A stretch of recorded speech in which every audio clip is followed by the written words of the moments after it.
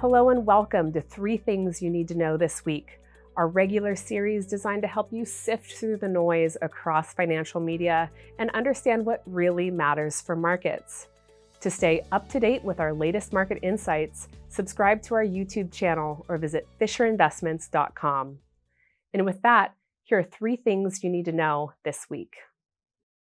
First, the UN Assembly. The United Nations begins its annual assembly this Tuesday, with high-level general debates starting 2 weeks later. The summit will address major geopolitical issues, including the Russia-Ukraine war and the conflict in Gaza. However, these meetings rarely produce outcomes with immediate tangible impacts on the global economy or stock markets.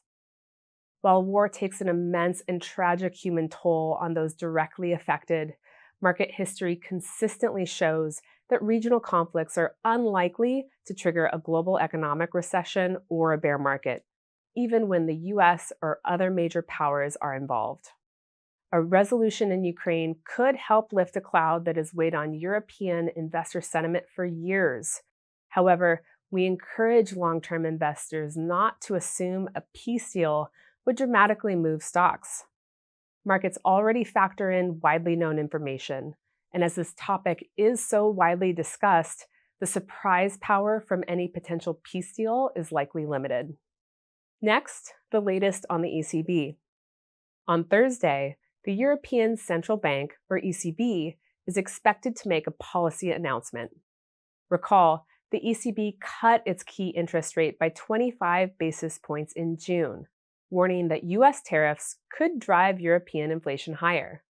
However, Eurozone inflation has remained near the ECB's 2% target. This suggests economic conditions may exceed pessimistic expectations, supporting continued European stock market leadership.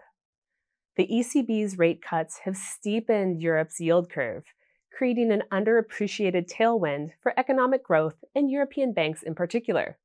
A positive yield curve, where long-term rates exceed short-term ones, encourages lending by boosting bank profitability. In contrast, the US yield curve remains relatively flat, providing less incentive for loan growth. While yield curve changes don't solely determine market direction, the steepening trend could quietly sustain European market leadership throughout the year. Finally, French politics. The key question surrounding France today is whether political uncertainty is increasing. French Prime Minister Bayrou has scheduled a budget confidence vote for September 8th. Unlike earlier this year when he survived 3 no-confidence votes within a month, Bayrou lacks sufficient support to survive this time.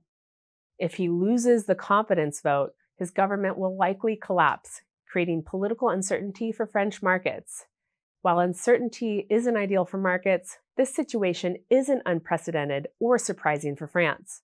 When Bayrou survived the earlier confidence votes, the opposition openly stated that they were reserving their efforts for budget discussions, making this moment a key political milestone. Even if Bayrou's government falls, French markets are unlikely to be shocked, since this outcome appears somewhat anticipated. And that's it for this episode of 3 Things You Need to Know This Week. For more of our thoughts on markets, check out This Week in Review, released every Friday. You can also visit fisherinvestments.com. Thanks for tuning in, and don't forget to hit like and subscribe.